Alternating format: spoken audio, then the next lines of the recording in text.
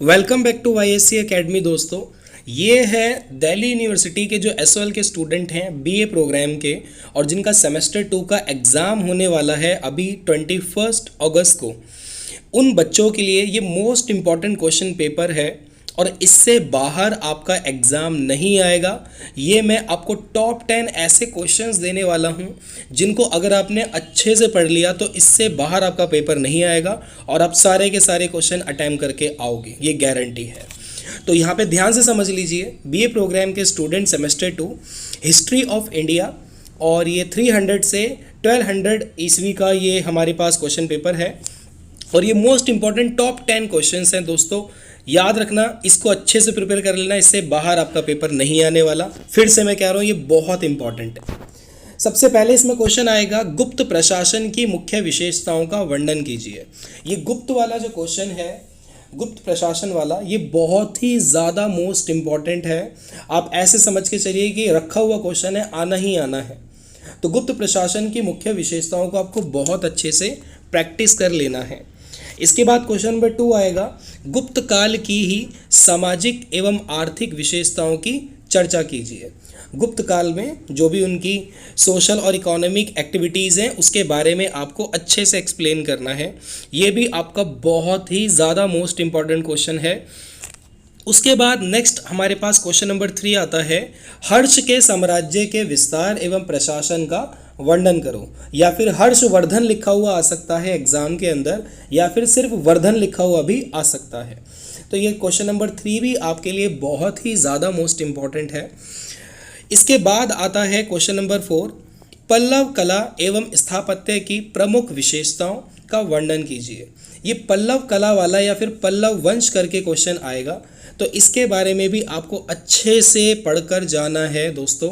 ये पल्लव वाला क्वेश्चन भी एक तरीके से रखा हुआ क्वेश्चन है, ठीक है। पिछली बार भी बहुत बार आया है, कई बार इसके रिपीट होने के हमने देखा है, कई बार ये रिपीट हुआ है क्वेश्चन, तो ये बहुत इंपॉर्टेंट है। नेक्स्ट इसके बाद क्वेश्चन नंबर 5, चोल प्रशासन की प्रमुख विशेषताओं का वर्णन कीजिए।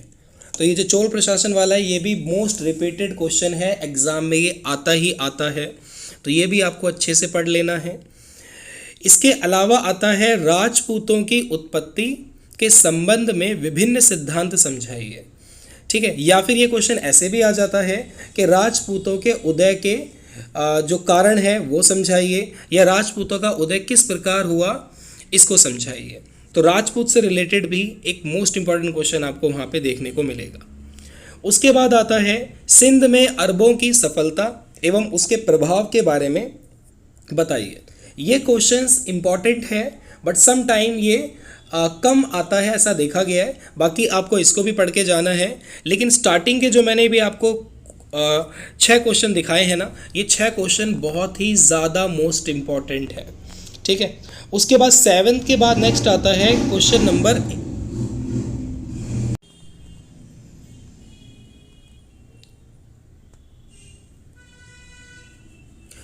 तो ये सभी के सभी 6 क्वेश्चंस तो बहुत ही ज़्यादा मोस्ट इंपॉर्टेंट है। 7th वाला भी इंपॉर्टेंट है, बट सम टाइम ये कम आता है।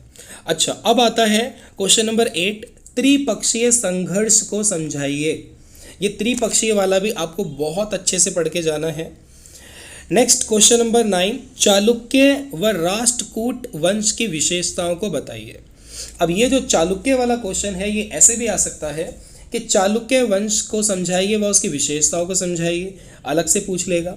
या फिर राष्ट्रकूट का ही अलग से क्वेश्चन बन के आ जाता है, तो ऐसे पूछ लेता है कि राष्ट्रकूट वंश के बारे में बताइए, है ना। या फिर इनको साथ में ही पूछ सकता है, जैसा कि आपके सामने लिखा हुआ है कि चालुक्य व राष्ट्रकूट वंश की विशेषताएं बताइए।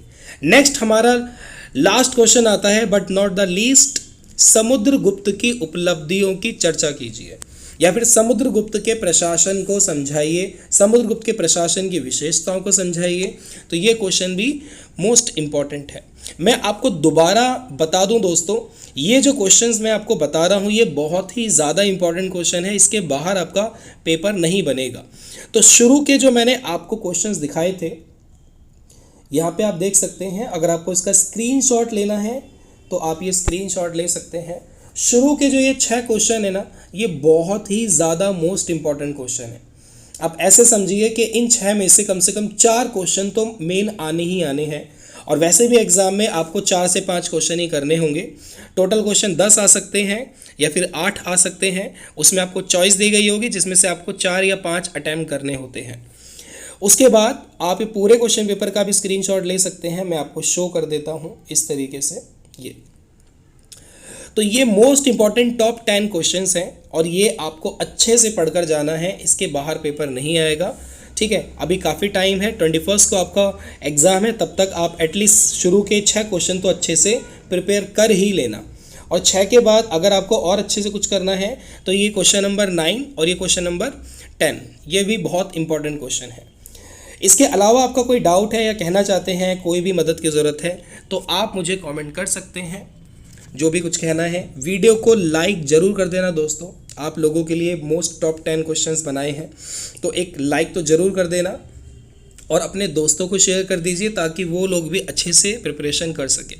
चैनल अभी तक सब्सक्राइब नहीं किया है तो कर लें ताकि आपके एग्ज़ाम से रिलेटेड या आपकी स्टडी से रिलेटेड जो भी मोस्ट इंपॉर्टेंट वीडियोस है वो आपको टाइम पर मिल जाए। मिलता हूँ आपसे अगली वीडियो में।